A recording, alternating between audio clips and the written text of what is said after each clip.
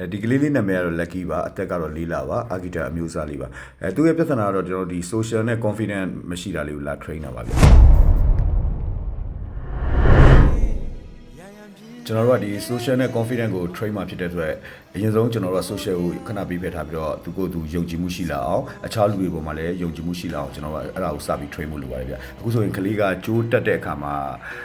ခေါ်တဲ့အခါမှာပေါ့နော်ကြိုးတက်လို့ခေါ်တဲ့အခါမှာသူမလာရဲတာပေါ့မလာရဲတာလေးကိုကျွန်တော်တဖြည်းဖြည်းနဲ့ချော့ပြီးတော့ကျွန်တော်အဲ့အောက်ကိုဆင်းဖို့ကျွန်တော်စပြီးတော့train မှာမယ်ဗျအဲ့ခွေးနဲ့ကျွန်တော်တို့ ਨੇ ဒီကြားထဲမှာဒီ confident ကို connect လုပ်တဲ့အခါမှာကျွန်တော်တို့ကဒီစိတ်မရှိလို့မရတယ်လို့ဒီစိတ်လှုပ်ရှားတဲ့အပြုအမူတွေတိဆောက်လို့မရဘူးဗျလှုပ်လို့မရပါဘူးဗျအဲ့ဒီတော့ကြောင့်ကိုကျွန်တော်တဖြည်းဖြည်းနဲ့တော့အချိန်လေးယူပြီးတော့သူယုံကြည်မှုရှိလာအောင်ကျွန်တော်ကပြန်ပြီးဆွဲယူရမှာပေါ့နော်အဲ့ဒါမှခွေးရလည်းကျွန်တော်တို့ပုံမှာ